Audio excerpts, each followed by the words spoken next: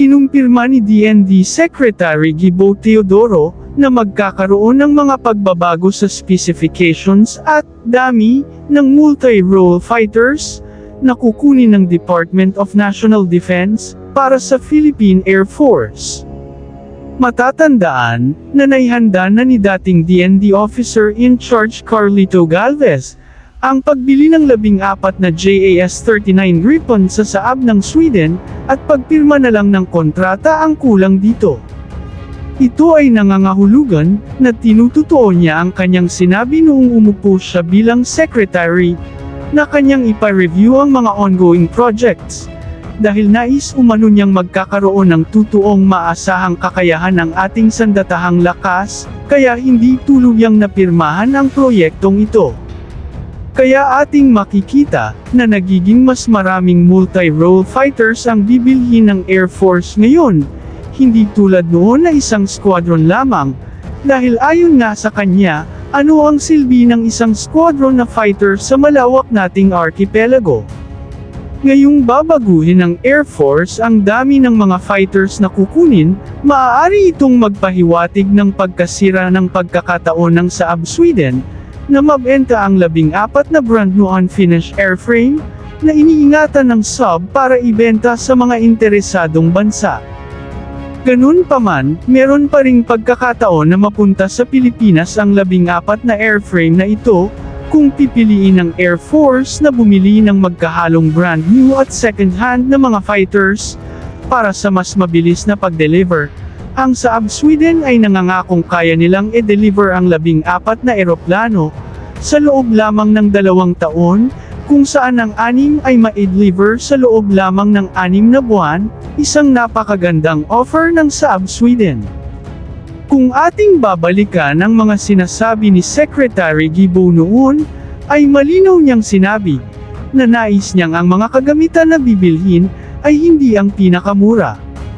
Bagamat hindi ito nangangahulugang mga mamahaling kagamitan ang bibilhin, nilinaw ni Gibo na ang mga kagamitan ay dapat magbibigay ng kakayahang aakma sa kailangan ng ating Air Force.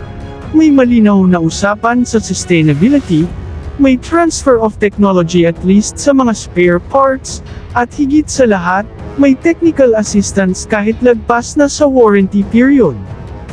Sa pagbabago na ito ng Department of National Defense, ay magbibigay ng oportunidad sa iba pang mga modelo ng mga jet fighters, tulad ng Euro Typhoon ng United Kingdom, F-22 Raptors ng Lockheed Martin, Dassault Rafale ng France, F-15 ng McDonnell Douglas ng Amerika, at iba pa, na makuha ang proyektong ito, kung tatanggap ang Pilipinas ng lagpas sa 4th generation fighters, na una na nitong required sa kanyang unang terms of references.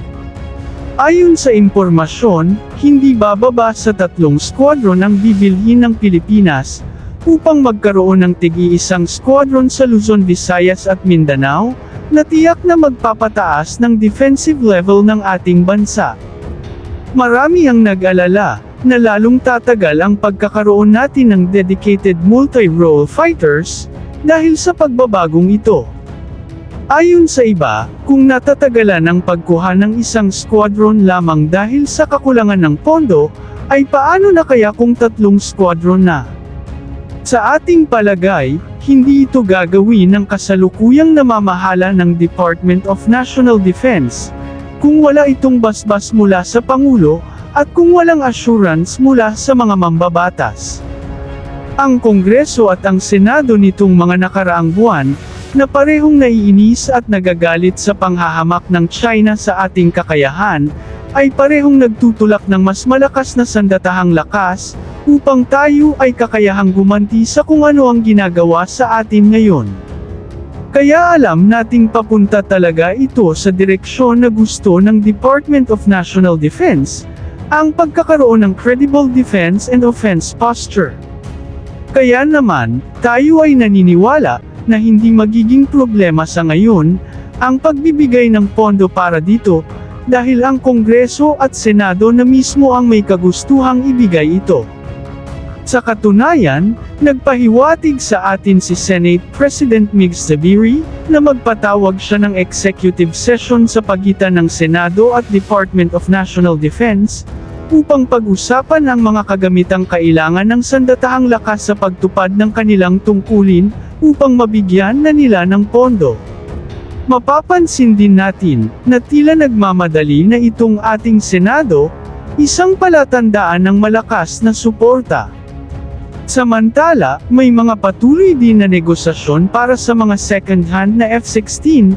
na ibibigay ng Amerika para sa Philippine Air Force na ayon sa huling impormasyon ay maaring inuumpisahan na rin ang proseso ngayon. Ang mga bagong F-16 Block 70 Vipers ay ang kakompetensya noon ng Saab Sweden sa project na ito, ngunit namamahala ng Philippine Air Force dito. Lalo na at hindi may gagarantiya ng Lockheed Martin ang mabilis na delivery nito sa ating Air Force, kaya mas pinili ng ating Air Force ang JAS-39 Gripen kontra dito. Ganun pa man, dahil ang capability ng isang eroplano ay nagiging priority na ngayon sa specifications, ay malaki ang posibilidad na ang Department of National Defense at Philippine Air Force ay bibili ng magkahalong bago at second-hand na mga F-16 upang makuha ang dalawang hangarin, ang mabilis na delivery, at ang advanced na capability. Matatandaan na base sa mga isinagawang actual na comparison ng F-16 versus JAS-39 Gripen, ang F-16 ang may pinakamataas na porsyento ng kalamangan kumpara sa JAS-39 Gripen ng Saab Sweden. Kaya naman, sa ginagawang pagbabagong ito ng Department of National Defense, ay nabubuhay ang pagkakataong mga F-16 ang magiging pinakaunang multi-role fighters ng Pilipinas. Maaring marami ang magtatanong kung ano na ang mangyayari sa JAS-39 Gripen ng Saab Sweden.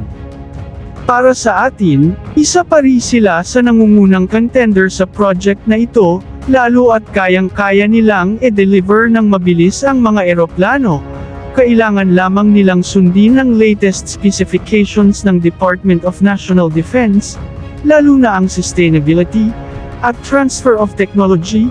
na tiyak na kasama sa pinakabagong term of reference. Sa totoo lang, laging advantage ang JAS-39 Gripen, dahil di hamak na sila ang pinakamura sa lahat ng modelo ng mga 4th generation fighters na mga eroplano.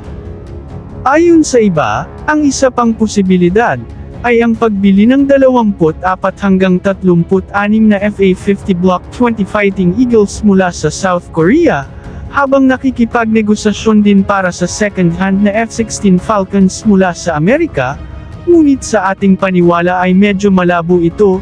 dahil ayon mismo sa unang specifications ng Air Force, ang mga eroplano ay kailangang 4th generation multi-role fighters, hindi isang fighter attack aircrafts lamang.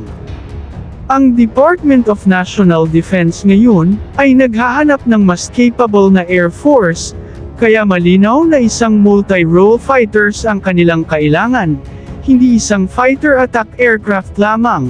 Ganun pa man, ang Philippine Air Force ay may requirement din ng karagdagang mga fighter attack aircrafts, kaya siguradong makakuha pa rin tayo ng karagdagang FA-50s, ngunit siguradong hindi pa ngayon, dahil priority ngayon ang dedicated at least 4th generation multi-role fighters.